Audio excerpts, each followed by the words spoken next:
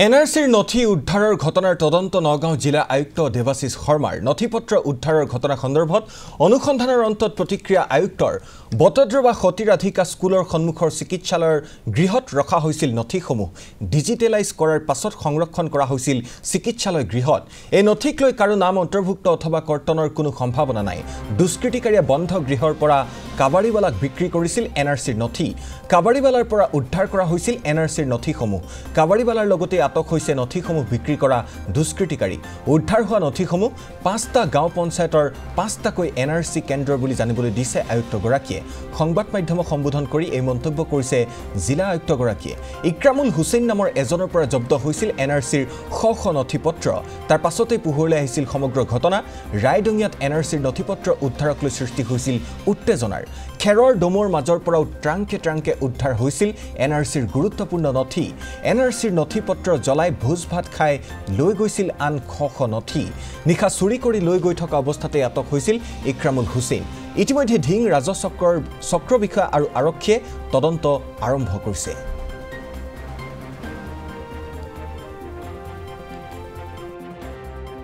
2019ত এই কাগজখিনি সংৰক্ষণ কৰিবলৈ ৰখা হৈছিল 2022ত এটা নতুন জায়গালৈ নিয়া হ'ল 2022ৰ পৰা আজি 2025 হ'ল তাৰ মাজতে সেই হস্পিটেলটো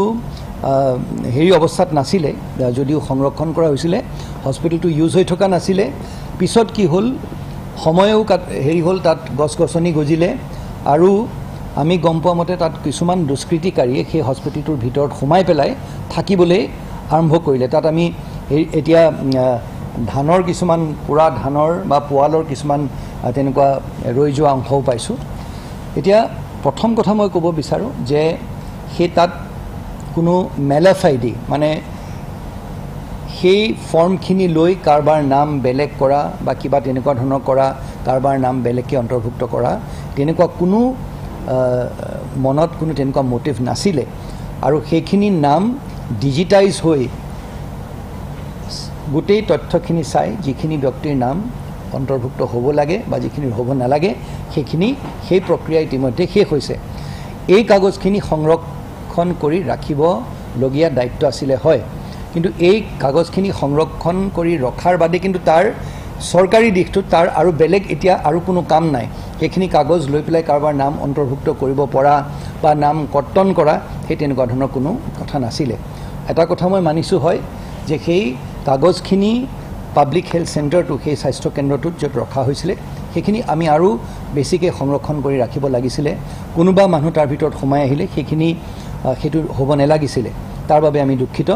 কিন্তু এইষাৰ কথাও লগতে আমি ক'ব বিচাৰিম যে ইয়াত কোনো তেনেকুৱা ধৰণৰ ইণ্টেনশ্যন বা মেলাফাইডি নাছিলে যাতে এইটো লৈ পেলাই তাত কিবা দুষ্কৃতিকাৰীয়ে বা কোনোবাই কিবা বেয়া কাম কৰিব এটা কথা সেই বস্তুখিনি পাই এজন কাবাৰীৱালাই এই কাগজ চানাচুৰ বিক্ৰী কৰা কাগজ যিজন মানুহে কিনে বা বিক্ৰী কৰে কোনোবা এজন দুষ্কৃতিকাৰীয়ে সেই দেখিলে যে সেই ঘৰটো বন্ধ সেই বন্ধ ঘৰটোৰ ভিতৰত তেওঁ সোমাই পেলাই তেওঁ সেই বস্তুখিনি উলিয়াই অলপকৈ এই কাবাৰীৱালাবিলাকক তেওঁ বিক্ৰী কৰিছিলে এই কাবাৰীৱালা যোনজন আছে যোনজনে এই কাগজপত্ৰ সেই তেনেধৰণে কিনি বিক্ৰী কৰে তেওঁক আটক কৰা হৈছে এতিয়া যিজন ব্যক্তিয়ে সেই তলাটো খুলি মনে সেই তলাটো খুলি যোনজন দুষ্কৃতিকাৰীয়ে সেই তলাটো খুলি এই দুষ্কৰ্ম কৰিছিলে তেওঁকো আটক কৰা হ'ব যোৱাকালি সন্ধিয়া ৰাইডিঙীয়া যিখিনি এনআৰচি ডকুমেণ্ট উদ্ধাৰ হোৱা বুলি এটা বাতৰি ওলাইছে সেইটো সংক্ৰান্তত মই ঢিং চাৰ্কলৰ পৰা আজি ইয়াতে ইনস্পেকশ্যন কৰোঁ ইনস্পেকশ্যন কৰাৰ পিছত মই দেখা পাইছোঁ ইয়াতে বহুত সংখ্যক এনআৰচি ডকুমেণ্ট থোৱা আছে আৰু ইয়াতে দুৱাৰসমূহত লক নাই আৰু ইয়াৰ পৰাই হয়তো ডাউট কৰা হৈছে সেই ৰাইডিঙীয়াত উদ্ধাৰ হোৱা ডকুমেণ্ট হয়তো ইয়াৰ পৰাই তেওঁলোকে লৈ যাব পাৰে কিন্তু এতিয়া যিহেতু পুলিচৰ ইনভেষ্টিগেশ্যন হৈ আছে পুলিচৰ ইনভেষ্টিগেশ্যন সম্পূৰ্ণ হোৱাৰ পিছতে প্ৰকৃত তথ্যটো পোৱা হ'ব এনআৰচি সুপ্ৰিম কোৰ্টৰ ৰায় মতে হাজাৰ কোটি টকা খৰচ কৰি পেলাই যি এনআৰচিয়ে অসম চৰকাৰে প্ৰস্তুত কৰিছে সেই প্ৰস্তুত কৰাৰ যিখিনি অৰিজিনেল কপিখিনি আছে এই অৰিজিনেল কপিয়ে আমি গম পোৱা মতে চুৰি হৈছে চুৰি হোৱাৰ কাৰণে আমাৰ যিখিনি প্ৰশাসনিক বিভাগ উচ্চ পদস্থ বিষয়াসকল এটা আহিছে তদন্ত কৰিবৰ কাৰণে তদন্ত কৰিবৰ কাৰণে আমিও চাইছোঁ যে যিখিনি গড়টো আছে উচ্চ পৰ্যায়ৰ বিষয়াসকলে তাৰমানে গুৰুত্ব নিদিয়াৰ কাৰণে আজিৰ তাৰিখত এই কাগজখিনি চুই হৈছে আৰু চাওক আপোনালোকে নিজে মিডিয়াত চাওক এই গড়ৰ অৱস্থা নাই তলা নাই কিবা কিবি এনেকুৱা গুৰুত্বপূৰ্ণ বস্তুখিনি ৰখাৰ কাৰণে নিশ্চয় আমাৰ যিটো চাৰ্কল অফিচাৰ আছে NSK চেণ্টাৰ চাৰ্কল অফিচাৰৰ অন্তৰ্গত যি ইয়াত 4-5টা NSK চেণ্টাৰ আছে যিখিনি তাৰমানে অলটোটেলি মাইনৰিটি এলেকাৰ সেই কাগজখিনি আছে এইখিনি নিশ্চয় NRC অফিচাৰে গুৰুত্ব দি সহকাৰে এইখিনি সংগ্ৰহ কৰিব লাগিছিল কিন্তু বেয়া এটা দুখৰ খবৰ যে আমি পৰ্যাপ্ত গড়খিনিত এই কাগজখিনি ৰাখি থৈ দিছে কোনো সুৰক্ষাৰ ব্যৱস্থা নাই নিৰাপত্তাৰ কোনো ব্যৱস্থা নাই নাই সেইটো কৈ আছোঁ চাওক আপোনালোকে নিশ্চয় চাইছে গড়ৰ অৱস্থাবিলাক চাইছে এই গোবৰ চাইছে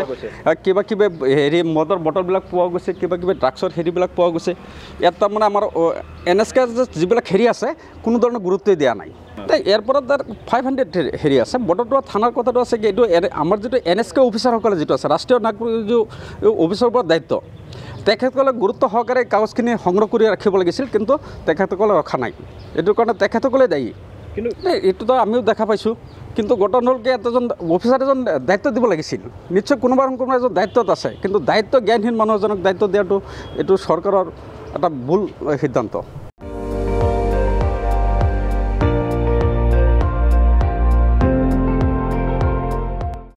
আপুনি চাই আছে ND24